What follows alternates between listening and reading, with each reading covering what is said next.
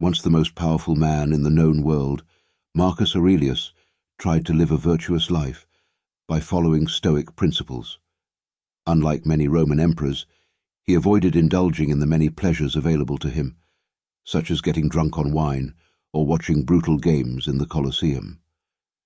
Marcus Aurelius felt that his duty, given to him by fortune, was to serve humanity. He was deeply committed to fulfilling this purpose, and understood that to do so he had to ignore things that were neither wise nor worth his attention. There were many such things. A key idea in Stoicism is the distinction between things we control and things we do not, which Epictetus's Enchiridion explains well. Most things, apart from our own actions, are not under our control. Does this mean we should abandon the world? Not necessarily. However, the Stoics believed that we should be realistic about our limited influence over these things and that we create unnecessary burdens by caring about them. When life is painful, it often means we are worrying about things we cannot control, allowing them to manipulate us like puppets. We then blame these external forces for our troubles, while in reality we allow them to affect us. If we stop caring about these things, they lose their power over us, leaving us undisturbed. For Marcus Aurelius, being unaffected by things outside his control enabled him to handle the many responsibilities and challenges of being an emperor. It allowed him to focus on his divine task. For Epictetus, this detachment meant freedom. For others, not being swayed by external forces might help them focus on important goals or lead to a happy, carefree life.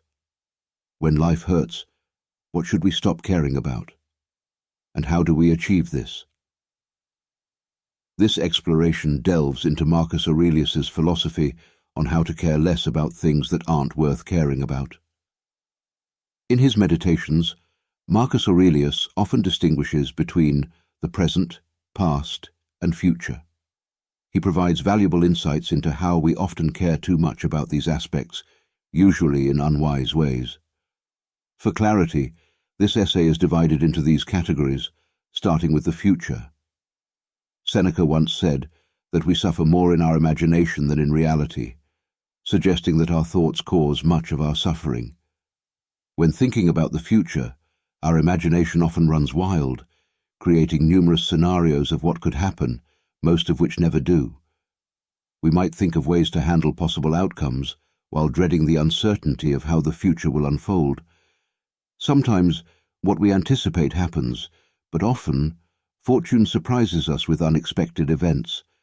For example, we could spend years preparing for a well-deserved retirement only to receive a terminal diagnosis right before enjoying it. Such possibilities lead many to constant worry.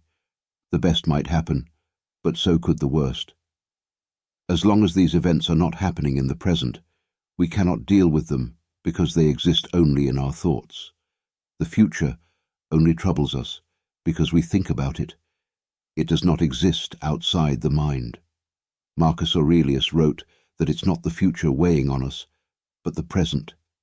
It's not the future that hurts us, but how we deal with it now. The misery of the future happens in the present, through our worrying.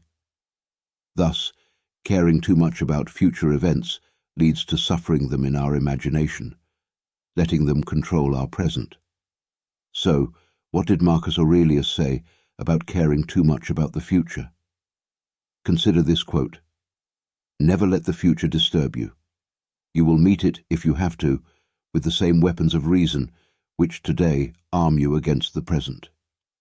He suggested that if he could cope with the present, he could also cope with the future. Instead of imagining every dreadful possibility, he focused on the present situation.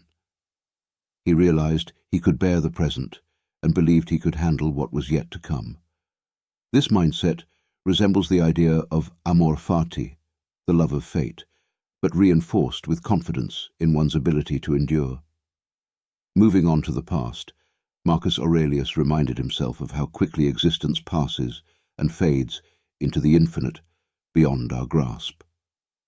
The past, much like the future, is beyond our control. We cannot change what has already occurred unless we somehow invent a time machine, which remains a fantasy. Marcus Aurelius emphasized this point, stating that human life exists solely in the present moment. He described life as fleeting, with the past either gone or not yet revealed, and our existence confined to a small corner of the earth.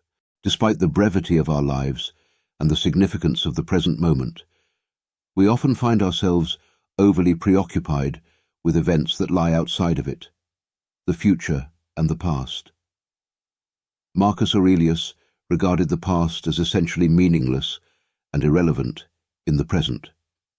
This doesn't mean past events have no influence on the present or that we cannot learn from them.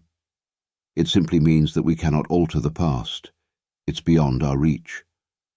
Our memories of past events are often flawed and limited, colored by personal perspectives and subjective interpretations.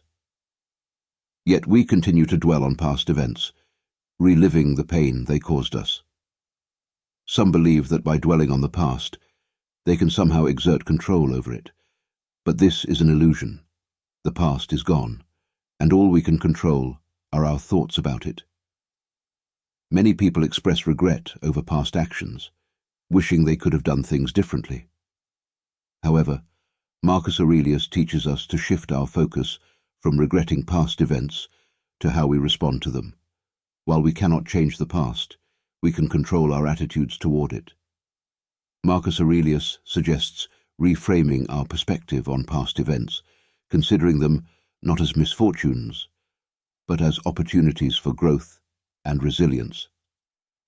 He encourages us to view challenges as tests of our character and to remain unharmed by them, rather than being shattered by the present or fearful of the future.